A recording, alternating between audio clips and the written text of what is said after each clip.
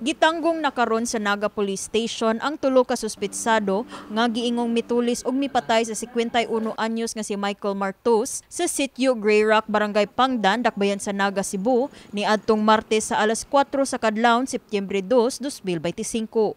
Giila ang mga suspect nga katrabaho sa biktima sa usa ka garbage disposal company nga nag-operate sa maong lugar. Sumala sa investigasyon sa kapulisan, kapin sa usa ka gatos ka libo ka pesos, alahas ug uban pang mga butang ang gikuha sa mga suspect. Niadtong Martes, paingon unta sa trabaho si Martos apan giat nga nakinidaan sa spotter sa grupo nga si alias Larry. Ug dayong gikuyugan ug gitabangan sa duha ka suspect nga nagmotor nga sila alias Jomar ug si alias Sherwin. Pagtungod yun ni Michael diha ni Larry, gisultian gud niya nga ambi na lang ng bag mo kay aron wala na sakit sa lawas. Depensa si Michael sing kagulingon. Gisumbag man ni Michael si Larry. Nilihay. Natong nibunot og armas. Si Larry. Motong gipusil. Depensa sa 20 anyos nga suspect nga si Sherwin nga wala siya'y kasayuran sa giplano ni Larry ug sa iyang uyuan nga si Jomar nga patyon ang biktima. Matud niya, igura siya gisugo ni Jomar nga mo-drive sa motor paingon sa lugar. Paghuman niini, nakugang na lang siya sa modus nga gibuhat siya mga kaubang suspect. Kuan gid na gihapit ko sa akong uyuan kay nami lakaw ini kabuntag. Kinsay mo uyuan? Juma. Ingon ko nga asan tayo? Ingon sa driver lang ng motor ay nalang daghang istorya diha. Tulala ko sa ilang gibuhat kay wa ko expect ba na natuon nila. Apan, silang Jomar og si Larry milimod sa pamasangil og miingon nga wala siya kalambigitan sa maong krimen. Akusasyon ra na nila, ma'am.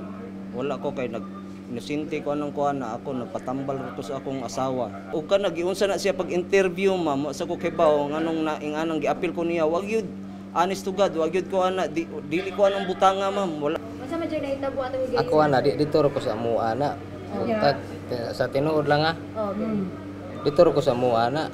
Matud sa investigator on case, Police Master Sergeant Ares Tampos, nga nakonfirmar nila ang kalambigitan sa mga suspect, pinaagi sa pag-backtrack sa mga CCTV camera sa maong dapit o sa mga pagpaminaw sa mga testigo. Gidako pa mga suspect sa ilang trabahoan, Miyerkules, Setyembre 3. First na muna ko ang ilahang motorcycle, which fit sa description sa witness o sa CCTV footage. Kita mi sa atong tag-iya o sa tag-iya ani nga motor ni fit sa description sa witness ang iyang gimayom og driver ug ang backrider niya. Mibutyag ang hepe sa Naga Police Station, Police Lieutenant Colonel Vernino Nosirale, nga pagpanulis ang motibo sa mga suspect sa pagpatay kang Martos. Larry, si alias Larry, nasuko siya kay wala na sa gipa-renew o utang kay the medical expenses sa iyang living partner.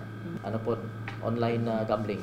Si Jomar naman ay si gamay na utang, but it's not enough for in our evaluation, dili pa siya sufficient to do the crime. But Sherwin, as up to this time, available evidence na to and account of the witness also, he was only asked to drive.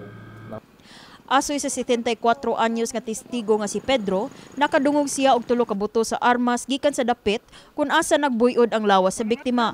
Apan tungod sa iyang kahadlok, wala pa una niya kini gisuta. Pa gani ko kay buto naman. Tulo bang. Ako tuloy kay kuyawan ta. Mabli lang ko dilusin pag kuan mo may tao. Adiya nakadungog mga buto diya. Antod gani dito. Matud sa kapulisan, nagpadayon gihapon ang ilang investigasyon sa pagpangita sa armas o guban pang ebidensya sa krimen. Nagpadayon pasab ang pagpangita sa gikawat nga kwarta ug alahas ni Martos. Na-recover ang armas? Wala na to na-recover. The owner of the firearm, we have identity of the owner of the firearm. Dugang ni Nosirale nga posibleng mag-atubang og kaso ang mga suspect nga robbery with homicide. So tomorrow we will be we are now preparing a complaint for special complex crime of robbery with homicide against the three suspects. But as I said, we are in a discussion with the prosecutor's office. Kini sila sa May Piñaranda, alang sa May TV, Cebu.